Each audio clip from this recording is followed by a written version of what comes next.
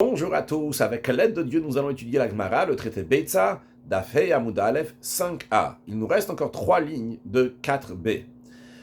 Au début de 4b, on avait dit que bien qu'en général, lorsqu'il y a un désaccord entre Rabbi Yochanan et Rav, la halacha, la loi, les tranchée comme Rabbi Yochanan, mais Rav nous a dit, il y a 3 cas dans lesquels la halacha, la loi, les tranchée comme Rav. Parmi les 3 cas, c'est le 3e cas que nous allons voir maintenant, dans la 3e ligne du bas, de Daf Dalet Amud Bet 4b. Rappelons avant cela qu'on a appris dans le cours précédent que lorsqu'il y a 2 jours de Yom Tov, quand est-ce qu'il peut y avoir 2 jours de Yom Tov? Ça peut être en diaspora, parce que dans la Torah, par exemple, Pessah, il y a le premier jour de Pessah qui est Yom Tov, qui est jour de fête, et le 7e jour de Pessah qui est Yom Tov. Ça n'existe pas qu'il y a 2 jours consécutifs de Yom Tov dans la Torah. Mais pour ceux qui sont en diaspora, qui ne savent pas quand est-ce que va être le premier jour de la fête de Pessah, car ils ne savent pas si le mois précédent, le mois de Hadar, avait 30 jours ou bien il avait 29 jours. Donc, après les 29 jours du mois de Hadar, ils vont compter 15 jours et ça sera Pessah. Puis après 30 jours du mois de Hadar, ils vont compter 15 jours et ça sera Pessah. Donc, ils feront 2 jours de fête de Pessah, 2 jours de Yom Tov. Et on avait appris que Rav nous dit que si un œuf a été pondu le premier jour de Yom Tov, on peut le manger le 2e jour de Yom Tov. Ça s'applique aussi bien pour Pessah, pour Shavuot, pour Sukkot, donc pour tous les Yamim Tovim, le pluriel de Yom Tov, donc tous les jours de fête qui sont en diaspora. Mais maintenant, on va voir un enseignement de Rav qui ressemble à ce qu'on a dit, mais qui n'est pas exactement la même chose. Il s'agit des 2 jours de Rosh Hashanah qui sont différents, contrairement aux 2 jours de Yom Tov, qu'il y a un jour qui est fait par doute. Nous allons voir que les 2 jours de Rosh Hashanah sont faits par évidence des fois. Voyons sur le texte, encore une fois, la 3e ligne du bas. Itzmar, on enseignait, Shnei Yamim Tov Shel Rosh Hashanah, lorsqu'il y a 2 jours donc de Rosh Hashanah, et il y a un œuf qui a été pondu le premier jour de Rosh Hashanah, est-ce qu'on aura le droit de le manger le 2e jour de Rosh Hashanah? On avait dit, en ce qui concerne le Yom Tov, les 2 jours de fête qu'il y a en diaspora, que si un œuf a été pondu le premier jour de la fête, on a le droit de le manger le 2e jour de la fête, parce que de 2 choses l'une, si le premier jour de la fête c'était vraiment le Yom Tov, le 2e jour c'est un jour profane, et si le premier jour de la fête c'est un jour profane, alors le 2e jour de Yom Tov, c'est ça le jour de fête, et donc l'œuf a été pondu un jour qui était profane. Mais en ce qui concerne Rosh Hashanah, ces 2 jours-là, Rav Shmuel d'Amre Tervayou, Rav et Shmuel, bien que souvent ils sont en désaccord, mais ici les deux sont d'accord que Nolda Bazé Asura Bazé, que si l'œuf il a été pondu le premier jour de Yom Tov, il est interdit de le manger le 2e jour de Yom Tov de Rosh Hashanah. Comme Rashi nous dit, donc Rashi c'est en bas de la page, la 3e ligne du bas, Asura Bazé, car Shem Vadaï, car ici, en ce qui concerne Rosh Hashanah, c'est sûr que c'est Chok Kavua. C'est un décret fixé, l'Yot Kiyom Aror, pour que ça va être considéré comme une seule longue journée Midérabanan d'ordre rabbinique. Chez Mitrila, car de base, comme nous allons l'expliquer dans la suite, l'homme Mechamat Safek Itrilu la Sotan, de base, quand il faisait 2 jours de Rosh Hashanah, c'était pas parce qu'ils étaient dans le doute. Même quand il y avait une évidence, eh bien quand même, il faisait 2 jours de Rosh Hashanah, 2 jours de Yom Tov. Donc là, c'est considéré comme une longue journée, bien que c'est 48 heures, 24 heures, premier jour de Rosh Hashanah, encore 24 heures, 2e jour de Rosh Hashanah. Ce n'est pas considéré comme 2 jours distincts pour qu'on dise qu'un œuf qui a été pondu le premier jour sera permis le 2e jour, mais c'est considéré comme un long 24 heures, une longue journée. Et donc un œuf qui a été pondu le premier jour de Rosh Hashanah, c'est interdit le 2e jour de Rosh Hashanah parce que c'est considéré comme si ça avait été pondu le jour de Yom Tov. D'où ils apprennent cela, Rav et Shmuel, d'Itnan, car on enseignait dans une Mishnah que Barishona, à l'origine, Ayomekablin Eidut HaChodesh Kol Hayom. Le tribunal acceptait le témoignage concernant la nouvelle lune tous les jours, toute la journée. C'est-à-dire, expliquons, il s'agit ici donc de Rosh Hashanah. Rosh Hashanah peut être ou le 30e jour du mois de Elul, ou le 31e jour du mois de Elul. D'ailleurs, on apprendra plus tard, il me semble dans Davav, page 6, que, en général, toujours, le 30e jour de Elul, c'était le premier jour du mois de Tishrei, c'était Rosh Hashanah. Il y avait une exception à l'époque de Ezra, ça arrivait extrêmement rarement que le 31e jour du mois de Elul va être Rosh Hashanah. En général, c'est le 30e jour du mois de Elul. Mais, comment les choses se passaient? Les Juifs, ils étaient donc à côté du tribunal, ils pouvaient savoir qu'est-ce que le tribunal va décider, mais personne ne savait, même le tribunal ne savait pas. Ça arrive le 29e jour du mois de Elul, On ne sait pas. Sûrement, les témoins vont venir demain matin pour nous témoigner qu'ils ont vu la nouvelle lune ce soir dans la nuit entre le 29 et le 30. Mais on ne sait rien. Donc quand ça arrive ce soir, dans la nuit entre le 29 et le 30e jour du mois de Elul, on commence à se comporter comme si c'était Rosh Hashanah. On arrête de travailler parce qu'on n'a pas le droit de travailler le jour de Rosh Hashanah. Et donc le tribunal siège, il attend le 30e jour du mois de Elul que des témoins vont arriver. Et ce que la Mishnah nous dit qu'à l'origine, le tribunal siégeait et attendait jusqu'à la dernière minute de la journée, jusqu'à 17h59, que les témoins vont arriver. Alors en général, toujours les témoins arrivaient de bon matin et ils nous annonçaient qu'ils ont vu la nouvelle lune et le tribunal disait aujourd'hui c'est Mekoudash, aujourd'hui on commence le nouveau mois de Tishri, donc la nouvelle année. Comme ça se passait. Rashi, Kolayom, Yom Shloshim Shel Elul, le 30e jour du mois de Elul. Déjà le soir, dans la nuit entre le 29 et le 30, il n'avait pas le droit de travailler. Parce que peut-être demain matin, le nouveau mois et donc le nouvel an, le jour de Rosh Hashanah qui est Yom Tov, va être sanctifié. Il va s'avérer que cette nuit-là, donc entre le 29 et le 30, elle est Yom Tov, le jour de fête, on n'a pas le droit de travailler. Toute la journée, on attend le témoignage de Roé à Levana, de ceux qui ont vu la lune dans la nuit entre le 29 et le 30. Ou la Yavo, que peut-être ils vont venir. N'importe quel moment qu'ils arrivent, jusqu'à qu'il fasse nuit à 17h59, 18h, le tribunal recevait leur témoignage, et ils sanctifiaient le nouveau mois, le premier jour du mois de Tishri, la nouvelle année, le jour même. Mais, pas machat, la Mishnah nous dit qu'une fois, une fois, les témoins ont tardé de venir, il y avait des Ishmaélim, des Arabes qui les ont pêchés sur le chemin, et ils n'ont pas pu arriver de bon matin. Maintenant, dans le temple, toutes les choses continuaient à se passer normalement. Évidemment, ils ont amené le sacrifice du matin, le tamid du matin. Puis, c'est arrivé 15h30, le moment, ce qu'on appelle le moment de Mincha, ils ont amené le sacrifice qu'il fallait amener à Mincha, l'après-midi, le tamid shel ben Arbaim. Quel cantique ils ont fait? Ils ont fait un cantique d'un jour profane. Imaginons que c'était mardi, ils ont fait le cantique de mardi. C'était jeudi, ils ont fait le cantique de jeudi. Donc ils ont fait le cantique du jour. Ils n'ont pas pensé qu'aujourd'hui ça va être Rosh Hashanah, vu que les témoins ne sont pas arrivés. En général, ils viennent toujours le matin. Et c'est vrai qu'en général, c'est toujours le 30e jour qu'on sanctifie le premier jour du mois de Tishrei. Mais s'il n'y a pas de témoins qui sont venus, nous, Rosh Hashanah, ça sera demain. Et donc, ce qui s'est passé, c'est que venit Kalkelu Alevim Bashir. Maintenant, les Lévim, en croyant qu'aucun témoin n'allait arriver plus tard, les Lévim se sont trompés de cantique. Ils ont fait le cantique donc ordinaire, profane du jour de la semaine, et non pas le cantique de Rosh Hashanah.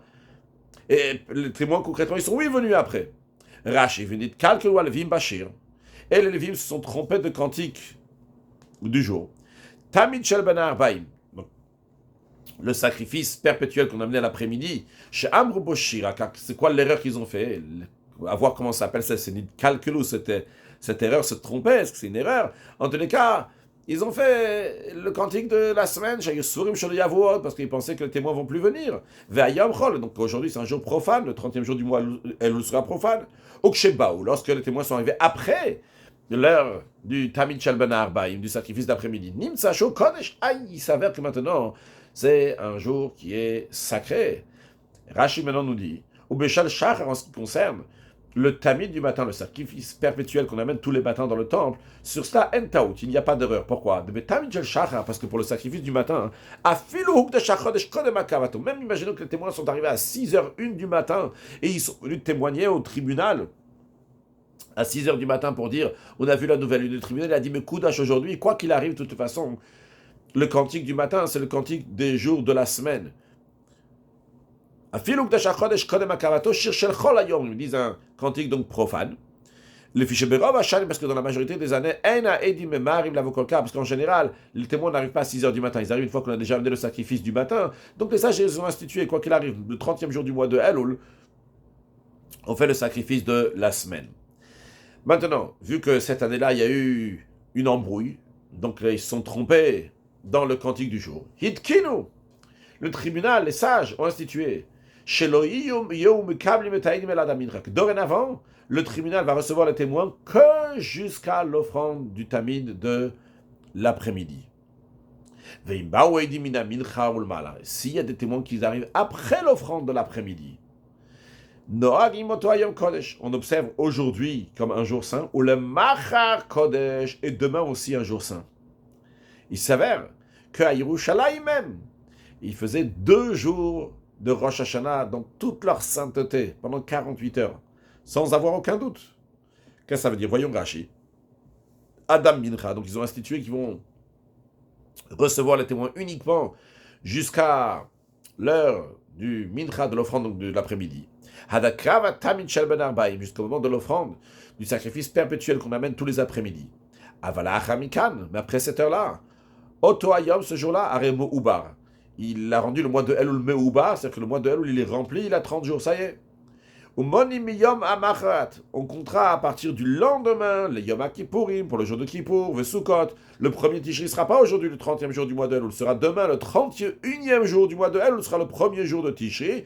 Et à partir de demain, 31e jour du Elul, on comptera donc 10 jours pour Kippour, 15 jours pour Sukot. Veimbaou Edimina Mincha Ulmala. Et s'il y a des témoins qui sont venus après qu'on a fait même le sacrifice de l'après-midi, bien qu'on ne va pas compter pour les fêtes à partir d'aujourd'hui. Aujourd'hui, 30e jour du mois de Elul, on ne va pas le considérer premier Tishri, non. On va leur dire, on va faire demain Rosh Hashanah, mais aujourd'hui, ça ne sera pas le premier Tishri. Malgré cela, on ne va pas mépriser, prendre à la légère ce 30e jour du mois de Elul. Et la Gomrin Oto Beisuro. Il continue à le finir le 30e jour dans son interdiction, c'est-à-dire Kasharuzaru, comme ils avaient été avertis, comme ils ont fait attention depuis le 29 au soir, que peut-être c'est Rosh Hashanah aujourd'hui. Eh bien, ils savent maintenant que Rosh Hashanah sera demain, parce que les témoins sont arrivés, mais de toutes les façons, on ne va pas les réceptionner. Demain, ça sera le premier jour de Rosh Hashanah quand même. Ou Adam Mincha, de la même manière qu'ils n'ont pas travaillé jusqu'à Mincha, Mimlacha de travail, que Noagim ainsi continue à se comporter avec Gomrin, Oto, Bigdushato. Il finit ce 30e jour du mois de Elul dans toute sa sainteté. Alma, donc qu'est-ce qu'on voit? On voit que Tri, la Tassiyat Shteyam, le Rosh Hashanah. Où est-ce que ça a commencé qu'on fait 2 jours de Rosh Hashanah? Afilo Bebedinava, ça existait même dans le tribunal, ce qui siégeait à Yerushalayim, le tribunal qui est à Yerushalayim, là-bas aussi.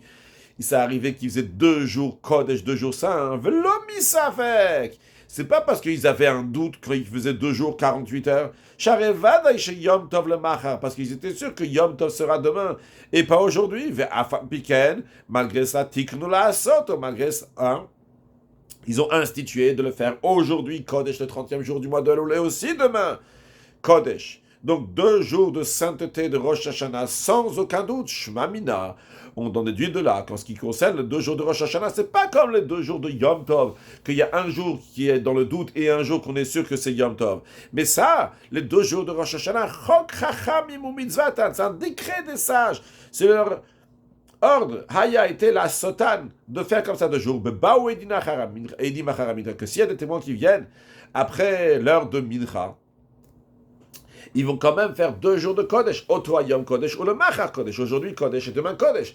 Et je tiens à dire que si, imaginons un cas que le témoin ne s'était pas arrivé tout le 30e jour du mois de Elul, eh bien on aurait dit, aujourd'hui le 30e jour du mois de Elul, on l'a fait dans le doute, mais le vrai jour de Rosh Hashanah serait demain, donc ça existait qu'il va y avoir à Yerushalayim, qu'on fasse 2 jours de Rosh Hashanah dans le doute. Mais c'est pas ici ce qu'on veut souligner, ce que la Gemara veut souligner, ce que Rashi veut nous expliquer ici, que même à Yerushalayim, même dans le tribunal, de base, ça arrivait qu'on faisait 2 jours de sainteté, non pas dans le doute, premier jour dans le doute et deuxième jour sûr, non, ça existait qu'on faisait 2 jours avec évidence que c'est Yom Tov. Rashi maintenant nous dit, Ve'achokim, ceux qui sont loin, qui ne sont pas à côté du tribunal, Yeshalem, la Sotam Bechol Shana. Eux, chaque année, ils doivent faire 2 jours. Pourquoi Shema Yavo et Dimachara Mincha? Parce que peut-être, il y a des témoins qui vont venir après l'offrande de l'après-midi, Varidou Chato Achat, et dans ces cas-là, il y aura une seule sainteté. C'est-à-dire, ceux qui sont loin, ils ne sont pas à côté du tribunal. Eux aussi, ils font 2 jours. Mais ils ne font pas 2 jours comme ils font en général 2 jours, qu'ils disent, peut-être c'est aujourd'hui Rosh Hashanah, peut-être c'est demain Rosh Hashanah. Ceux qui sont lointains, ils se disent, peut-être aujourd'hui c'est Rosh Hashanah, et aussi demain c'est Rosh Hashanah. Car, De la même manière que le tribunal qui siégeait à Yerushalayim, là-bas c'était tout à fait possible qu'ils allaient avoir 2 jours, 48 heures de Rosh Hashanah. De la même manière, ceux qui sont loin, ils disaient peut-être on va avoir 48 heures, 2 jours de Rosh Hashanah. Donc quand ils faisaient 2 jours, ils faisaient pas 2 jours dans le doute, ils faisaient 2 jours, parce que peut-être à Yerushalayim aussi, il y avait 2 jours de Rosh Hashanah, Varidushato Achat. Donc, ici, il n'y a pas lieu de dire que on ne peut pas dire pour ceux qui sont lointains, c'est sûr et certain, il y en a un qui est profane. Non, parce que peut-être il n'y a pas du tout un jour qui est profane. Peut-être les deux, ils sont saints, c'est-à-dire, en ce qui concerne les 2 jours de Yom Tov, de Pessah, Shavuot, Sukkot, ceux qui sont lointains, ils font 2 jours. Mais ils font 2 jours, mais c'est sûr qu'il y a un des deux qui est chol, qui est profane. Dans le doute, ils font 2 jours. Mais en ce qui concerne Rosh Hashanah, ceux qui sont lointains, quand ils font 2 jours, c'est pas juste parce qu'on ne sait pas, on n'est pas sûr, peut-être c'est le 30e jour du mois d'El, peut-être c'est le 31e jour du mois d'El, où ils font 2 jours, parce que peut-être à la source, à la base, au tribunal qui est à Yerushalayim, là-bas, ils ont fait 2 jours de Rosh Hashanah. Si là-bas, ils ont fait 2 jours de Rosh Hashanah, nous aussi, on doit faire 2 jours de Rosh Hashanah, parce que peut-être là-bas, ils ont fait 2 jours, mais si là-bas, ils ont fait 2 jours, les 2 jours qu'ils ont fait là-bas, c'est pas dans le doute, c'est avec une vadaout, c'est avec évidence. Les deux, ils sont Kodesh. Pas que peut-être le 30e, il est Kodesh, ou le 2e, il est Kodesh. Même dans un cas, le cas qu'on est en train de parler, que les témoins sont arrivés après 15h30, et qu'on ne les a pas réceptionnés, on dit aujourd'hui Kodesh, et demain aussi Kodesh. Aujourd'hui Kodesh sûr, et demain aussi Kodesh sûr. Alors ceux qui sont lointains, eux, ils vont faire 2 jours de Rosh Hashanah. Pourquoi? Non pas parce qu'ils ont un doute. Le doute n'est pas peut-être aujourd'hui c'est Kodesh et demain c'est Chol ou l'inverse. Ils ont le doute que peut-être à Yerushalayim, là-bas, ils ont fait 2 jours de Kodesh qui étaient saints. Alors, qu'est-ce qu'on en déduit de là? Qu'est-ce que Rav et Shmuel veulent déduire de là? Que le Rosh Hashanah, c'est Yom HaArirta, c'est une seule longue journée. Parce que même à Yerushalayim, ça arrivait que c'était une longue journée. Donc ceux qui étaient loin, eux aussi, ils disaient peut-être c'est une longue journée. Et donc les 2 jours de Rosh Hashanah, ils sont Kodesh. Donc pourquoi ceux qui sont au lointain de Yerushalayim vont faire 2 jours de Rosh Hashanah? Encore une fois, non pas parce qu'ils ont un doute, peut-être aujourd'hui, peut-être demain, c'est Rosh Hashanah. Ils ont un doute, peut-être à Yerushalayim, on a fait 48 heures qui étaient Kodesh. Quand ils font à Yerushalayim 48 heures qui est Kodesh, c'est Yom HaArirta, c'est une seule longue journée. De la même manière aussi, ceux qui sont loin de Yerushalayim, lorsqu'ils font 48 heures de Rosh Hashanah, c'est pas parce que peut-être aujourd'hui c'est Kodesh, demain c'est Chol ou l'inverse, mais parce que peut-être à Yerushalayim, ils ont fait 48 heures. C'est la raison pour laquelle que Rosh Hashanah, c'est pas comme les autres Yom Tov, les autres jours de fête, Pesach, Shavuot et Sukkot qui sont en diaspora, qu'on a un doute sur la Kedusha, est-ce que c'est aujourd'hui ou demain qui est Kodesh, qui est saint, demain c'est profane ou l'inverse. Mais le doute il est que peut-être les 2 jours sont Kodesh. C'est la raison pour laquelle que Rav et Shmuel ont dit qu'un œuf qui a été pondu le premier jour de Rosh Hashanah est interdit le 2e jour de Rosh Hashanah. Amar Rabba. D'ailleurs, Rashi nous dit qu'Amar Rabba Garcine, la version est bien, c'est Rabba qui a dit. Qu'est-ce qu'il a dit? Rabba il dit, c'est beau et bien ce qu'on dit Rav et Shmuel, mais ça c'était à l'époque où il y avait le temple. Mais Mitakan, Rabban Yochanan ben Zakkai ve Elach. Rabba dit, à partir de l'époque de Rabban Yochanan ben Zakkai, qui était le tribunal, qui était à Yavne, après la destruction du temple, à partir de ce moment-là, Beitza Muteret, un œuf qui a été pondu le premier jour de Rosh Hashanah est permis le 2e jour de Rosh Hashanah. Expliquons, c'est quoi cette takana? Qu'est-ce qu'a institué Rabban Yochanan ben Zakkai? Dites-nous enseigner dans la suite de la Mishnah précédente.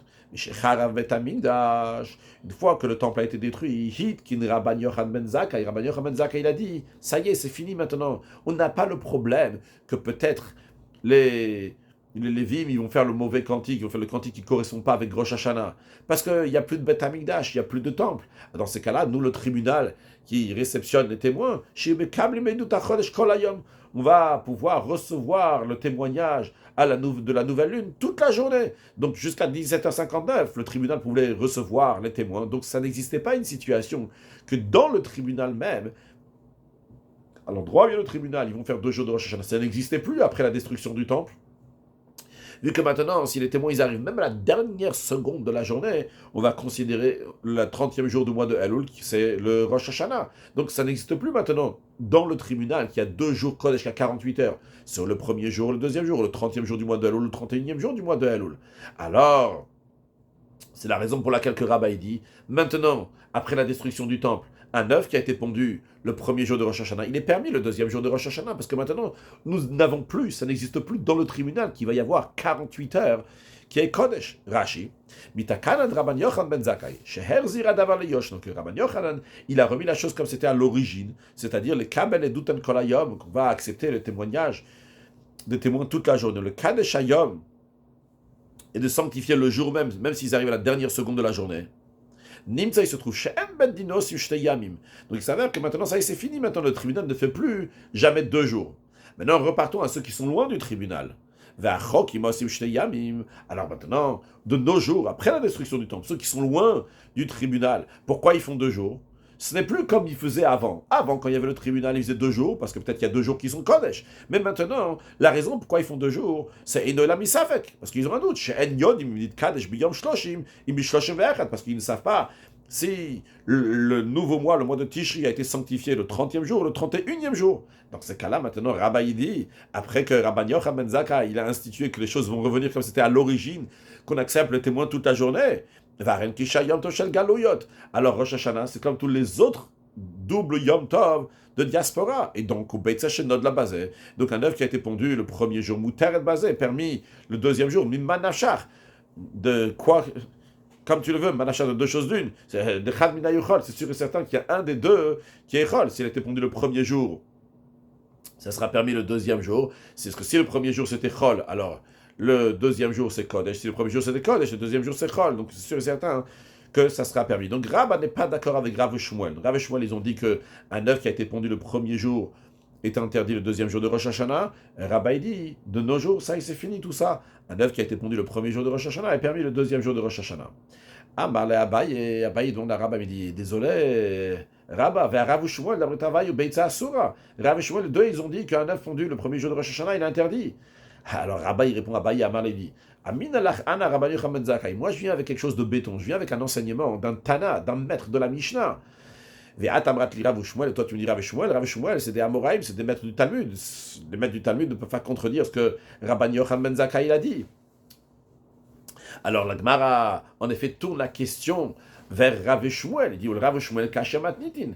Pour Rav Shmuel, c'est difficile, il y a une question de la Mishnah. C'est-à-dire, Rashi, ou le Rav Shmuel Kashamatit et de Katane, on a enseigné de Chazada avant le Yosh, on a dit que maintenant, ça y est, les choses sont reparties comme c'était avant, c'est-à-dire que c'était reparti comme c'était avant, qu'on accepte les témoins toute la journée du 30e jour du mois de Elul. Donc dans le tribunal, on ne fait plus 2 jours Kodesh de Rosh Hashanah, ça n'existe pas 48 heures de Rosh Hashanah dans le tribunal. Donc dans ces cas-là, comment ça se fait que Rav et Shmuel, ils ont dit que Rosh Hashanah, même de nos jours après la destruction du temple, c'est considéré comme une longue journée, donc de 48 heures. La Gemara répond, le Kashia, ce n'est pas une difficulté. Halan vers le haut, cet enseignement de Rav Shmuel s'applique pour nous qui sommes en diaspora, donc à Bavel et en diaspora. Et l'enseignement de Rabba s'applique à eux, le haut, à eux, ceux qui vivent en Eretz Israël. Quelle est la différence? Rashi, Halan vers le haut, ça c'est l'an, ou pour nous, vers le haut, ça c'est pour eux, ceux qui venaient à Eretz Israël. Ceux d'Eretz Israël, chez Osim Yom Echad, que eux, ils font un jour. Alors pour eux, Mouteret, pour eux c'est permis. L'œuf, Avaledidan, mais pour nous, Benegola, ceux qui sont en diaspora, Asura, c'est interdit. Pourquoi? Parce qu'on fait encore 2 jours. Veodenu Kebatrila, et nous on fait encore 2 jours, comme c'était au début, pour ce qui était institué au début. L'omib de Safek, et pas pour le doute. Hilkar, c'est la raison pour laquelle. Vu que chez nous, ces 2 jours ne sont jamais arrêtés. Depuis qu'on a commencé à faire 2 jours en diaspora, on ne s'est jamais arrêté. On a toujours continué à faire 2 jours. Maintenant, pourquoi on faisait 2 jours à la base? Les 2 jours qu'on faisait à la base, parce que peut-être ces 2 jours-là, ils sont Kodesh. Alors même plus tard, lorsqu'on continue à faire 2 jours, on ne peut pas dire, ah, maintenant ça y est, on fait 2 jours, mais pour une autre raison. On fait 2 jours parce qu'on a un safek, c'est quand Rosh Hashanah, est-ce que 30e jour ou 31e jour? Bien que c'est vrai que la raison aujourd'hui, pourquoi on fait 2 jours, c'est parce que peut-être c'est le 30e jour du mois d'Elul, c'est Rosh Hashanah, peut-être le 31e jour, c'est Rosh Hashanah. Mais de base, pourquoi on a commencé à faire 2 jours Kodesh? C'est parce que on avait un doute, peut-être dans le tribunal, ils ont fait 2 jours. Ah, t'as jamais arrêté à faire ça, t'as continué tous les années à continuer à faire. Il n'y a pas eu une pause comme ça, une année, t'as dit, ah, là on arrête, on fait seulement 1 jour. Non, t'as toujours fait 2 jours. Alors, puisqu'au début que tu faisais 2 jours, c'est parce que t'avais un safek que les 2 jours ils sont Kodesh, et donc les 48 heures étaient comme une seule longue journée, ça continue comme ça. C'est ce que Rashi nous dit. On ne peut pas être indulgent de dire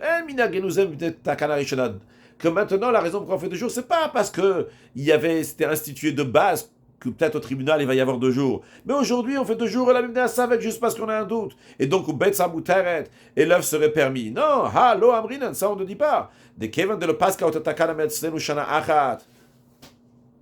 Vu que ça s'est jamais arrêté chez nous en diaspora, même pas une année s'est arrêté la Sot Yom Echad de faire un jour, ça n'a jamais existé qu'en diaspora on fait un jour de Rosh Hashanah, on a toujours fait 2 jours. Et pourquoi on a fait 2 jours de base? C'est parce qu'on avait un doute que peut-être à Yerushalayim, là-bas le tribunal a fait 2 jours qui sont Kodesh. Et donc on continue à faire 2 jours. Tu ne veux pas dire la raison elle a changé maintenant et les conséquences ont changé. La raison maintenant, c'est parce qu'on a un doute. C'est le 30e jour de Elul, le 31e jour du mois de Elul. Bien que c'est vrai que ça c'est la raison aujourd'hui. Mais tu ne peux pas maintenant être indulgent et dire vu que maintenant la raison l'a changé, donc l'œuf qui a été pondu le premier jour serait permis le deuxième jour. Non. On tient encore donc l'interdiction comme c'était à l'origine, que c'est 2 jours qui sont codés, donc comme une seule longue journée. Il y a tant qu'il y a pour que ça va être comme une longue journée. Ça, donc c'est pour nous qui sont rechokim, qui sont les lointains. Donc sur ça, Rav et Shmuel disent qu'un œuf qui a été pondu le premier jour est interdit le deuxième jour. Mais on arrête Israël que là-bas, ils n'ont pas toujours fait 2 jours. Alors eux, ils peuvent, si un œuf a été pondu le premier jour, ils peuvent, oui, le manger le deuxième jour, parce que là-bas, la raison pourquoi ils font 2 jours, c'est ça fait que c'est pour le doute. Donc on a vu l'opinion de Rav et Shmuel qu'un œuf qui a été pondu le premier jour est interdit le deuxième jour de Rosh Hashanah. On a vu l'opinion de Rabba qu'un œuf qui a été pondu donc, le premier jour de Rosh Hashanah est permis le deuxième jour de Rosh Hashanah. On a dit que ça se passe en Eretz Israël. Maintenant, Rav Yosef Amar. Rav Yosef, il dit non. Af mitakana de Rabban Yochanan ben Zakkai ve'elach. Même depuis l'époque du décret de Rabban Yochanan ben Zakkai et au-delà, Beitza Asura. L'œuf, il est aussi interdit. Non, c'est pas juste que Rabba, il a dit. Même après que Rabban Yochanan ben Zakkai, il a dit qu'on va réceptionner les témoins toute la journée, un œuf qui a été pondu le premier jour de Rosh Hashanah serait interdit le deuxième jour de Rosh Hashanah, quoi qu'il arrive. Pourquoi? Maïtama, quelle en est la raison? Parce qu'il y avait Davar Shebe Minyan. C'est une interdiction, une loi qui a été instituée par le vote d'une assemblée de sages. Et alors, et toute loi qui a été instituée par le vote d'une assemblée de sages, il a besoin d'une autre assemblée de sages pour le permettre. Voyons Rashi, c'est quelque chose donc qui a été voté par les sages. Beit Sazo, cet œuf-là, elle a été interdite. Bekibutz Rachami, par l'assemblée des sages. Chez Nimnu Vegamu, qu'ils ont voté, ils ont décidé, la Sotam Shnei Yamim, de faire que ces 2 jours-là de Rosh Hashanah vont être Kedusha Achat, une seule sainteté, que Imlo Baou Edim Lifta Mincha, que si les témoins ne sont pas venus avant Mincha, et s'ils sont venus après, alors on va dire qu'on va considérer aujourd'hui Kodesh, et demain aussi Kodesh. Vechola Osim Shnei Yamim, Mechamad Kanas, et tous ceux qui ont fait 2 jours, c'est pour cela donc qu'ils ont fait 2 jours. Shema Lo Baou Edim Lebed, Kodem Mincha, parce que peut-être les témoins ne sont pas venus au tribunal avant le sacrifice de l'après-midi. Donc ça a été voté que à chaque fois que les témoins vont venir après Mincha, il y aura 2 jours qui vont être Kodesh. Mais pour permettre cela maintenant, ils vont voter pour toi, ils vont te permettre. Et il n'y a pas eu ce vote-là qui vont maintenant te permettre cet œuf, donc il était interdit à l'époque. Si les témoins ne sont pas venus avant Mincha, on te dit, ils ne sont pas venus avant Mincha, aujourd'hui Kodesh, demain aussi Kodesh. C'est Yom HaArirta, c'est une longue journée. Et bien l'œuf qui a été pondu le premier jour, il est interdit le deuxième jour. Mais non, et tu dis, Takana de Rabban Yochanan ben Zakkai, qui dit qu'on peut réceptionner les témoins toute la journée. Ok, on peut réceptionner les témoins toute la journée, mais l'œuf, il était interdit avant la Takana de Rabban Yochanan ben Zakkai. Comment il a été interdit? Par un vote de Chachamim, par un vote des sages. Dans ces cas-là, pour le permettre, il faut aussi un vote des sages. Maintenant, Rashi dit, il y a une question qui est évidente, forte, que Rashi nous prévient qu'on la demandera plus tard. Vlikman Pachinan. Plus tard, plus loin dans la prochaine page, on demandera mais il sera minyan. Est-ce qu'il y a eu un vote pour l'œuf? Vanolonim no la Kabbalat Edut. Le vote qui a été fait donc avant Rabban Yochanan ben Zakkai pour interdire de réceptionner les témoins après l'offrande du sacrifice de l'après-midi. C'était pas par rapport à l'œuf, c'était pour les témoins. Vanolonim no la Kabbalat Edut. Be'ou chazab Rabban Yochanan vitiro.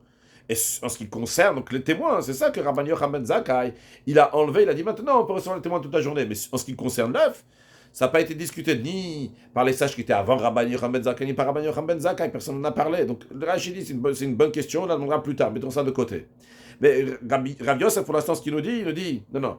Même si il y a la Takana Rabban Yochanan ben Zakkai, l'œuf il est interdit. Pourquoi? Parce qu'il faut un nouveau vote des sages qui vont permettre l'œuf qui a été interdit le premier jour de Rosh Hashanah, le deuxième jour de Rosh Hashanah. Mettons ça de côté et voyons, approfondissons sur l'enseignement de Rav Yosef. Rav Yosef nous dit, Amar Rav Yosef, mina minalach. D'où je te dis ce que je viens de te dire, c'est-à-dire Rashi, mina minalach, d'où je te dis que chaque chose qui était interdite, donc par un vote, a besoin d'un autre vote pour le permettre,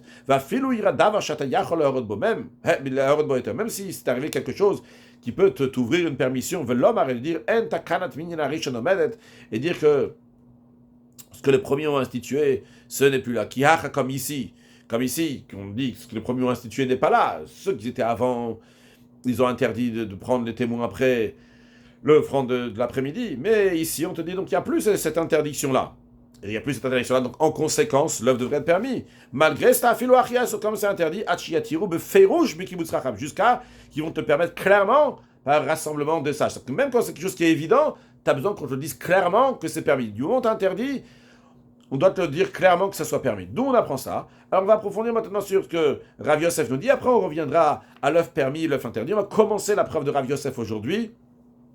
On va s'arrêter au milieu pour s'arrêter d'Afé Amoud Aleph, 5a, et on continuera dans le prochain cours 5b. Alors voyons, Rav Yosef nous ramène 3 preuves. 2 versets et une Mishnah. Les 2 versets qu'il va nous ramener, ils ne vont pas être expliqués tout de suite. Ils seront expliqués dans la page suivante, c'est-à-dire dans Dafé Amoud Bet, 5b.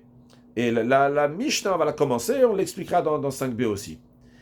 Alors, Rav Yosef, il a dit, Minandou, je te dis ça qu'il faut une assemblée de sages pour annuler un décret qui a été fait par une autre assemblée de sages. Même si le décret précédent, il a plus lieu d'être. Dictive, car il est écrit, Hachem, il a dit à Moshe Rabbeinu, après le don de la Torah, Lech emor lahem, va Moshe Rabbeinu, dis-leur au peuple juif, Shuvu lachem lo alechem. Repartez dans vos tentes. Ça, c'est une preuve de Rav Yosef, qui n'explique pas maintenant. Ve'omer, Rav Yosef ne se contente pas de cette preuve-là. Il ramène une deuxième preuve, et on verra dans le prochain cours pourquoi il a besoin d'une deuxième preuve. Il dit, Vimshoch hayovel, quand la corne de bélier va sonner longuement, Hema yalubar, à partir de ce moment-là, ils pourront monter sur la montagne. Bien, 2 preuves. Encore une fois, qu'il n'y a pas de preuve, qu'il n'y a pas d'explication pour l'instant, mais Rashi nous dit que l'Echem Olahem, l'Ikman Mefaresh Laich Yalif. Plus tard, dans l'affaire Amoudbet, on expliquera d'où il déduit de ce verset-là qu'il faut un nouveau vote. Ve'omer, deuxième verset, Bimshoch Hayov, lorsqu'on va sonner la corne de bélier, l'Ikman Mefaresh, ça aussi. On va apprendre plus loin. Ve'Tanya, continuons la Braïta, dans la Gemara Tanya, donc ma soeur est à chasse et corrige ici qu'il faut dire Utnan, en effet c'est une Mishnah. Tanya Nami Rashi nous dit, on a aussi enseigné des Tzarech Minyan Acher Latio, qu'en effet il faut un autre vote pour le permettre. On a appris ça à propos de Kerem Revaï. Expliquons en 2 mots Kerem Revaï. Quand quelqu'un il a planté un arbre, les 3 premières années il n'a pas le droit de profiter des fruits. Si l'arbre va donner des fruits les 3 premières années après qu'il a été planté, on n'a pas le droit de profiter de ces fruits, ils sont hors là. Après, lorsque ça arrive la 4e année, ces fruits-là, ils doivent être pris et mangé à Yerushalayim. On le déduit du Maaser Sheni. Comme on verra dans Rashi, on déduit ça du Maaser Sheni, que le Maaser Sheni doit être pris par les propriétaires et mangé à Yerushalayim. Ici, on ne dit pas Net Arevaï. Net Arevaï, ce sera tous les fruits d'un arbre. On le dit Kerem Revaï. Donc, la vigne de la 4e année. En effet, Rashi nous dira qu'il y a un désaccord. Ce Rashi-là, on le verra donc dans la page prochaine. Mais on peut tout de suite le dire dans la dernière ligne de Rashi. On peut voir, je saute, on va directement à la dernière ligne de Rashi. Rashi nous dit que dans Ketzad Mevachim, il y a un désaccord. Chatan et Netarevaï, il y a quelqu'un qui enseigne qui dit Netarevaï, c'est les plantations, tout ce qui a été planté. Donc tous les arbres, pas seulement la vigne. Quand c'est la 4e année, il faut prendre les fruits et les manger à Yerushalayim. Et Chatan est un qui enseigne Kerem Revaï, donc la vigne de la 4e année. Donc dans le prochain cours, je rappellerai qu'on a déjà expliqué avant. Voyons maintenant donc Utsnan. Kerem Revaï, aya Olel Yerushalayim, Malach Yomecha Nechotzad.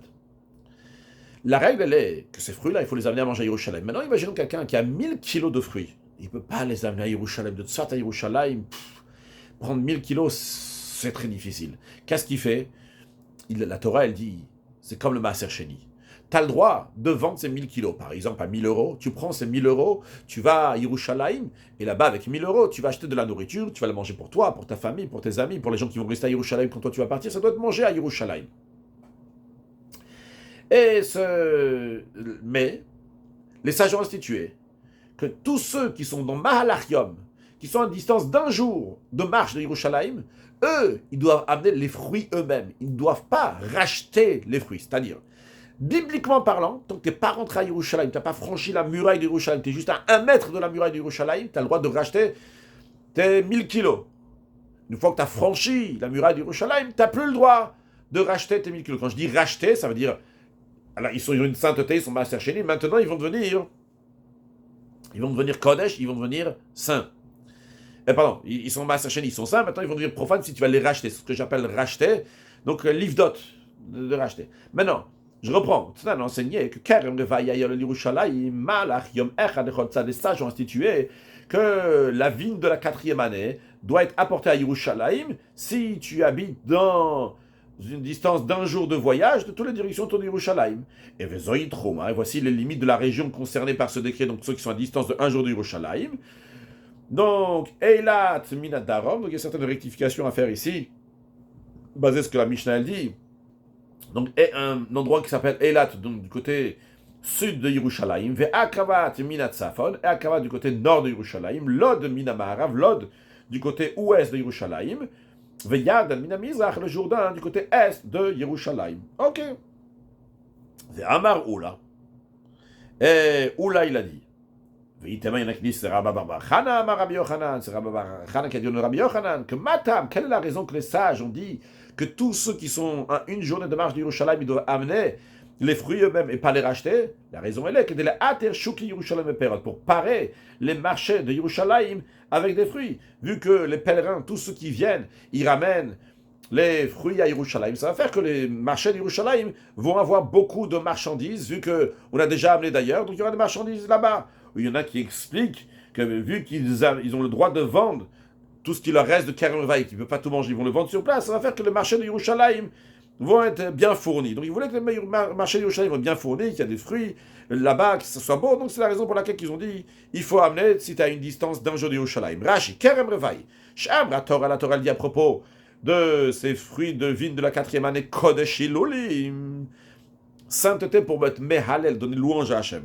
Vegamrinan Kodesh Kodesh Maaser Sheni. On déduit l'expression de Kodesh, le mot sainteté qui est dit à propos de la 4e année, qui est dit aussi à propos du Maaser Sheni. Dictive Be Kodesh.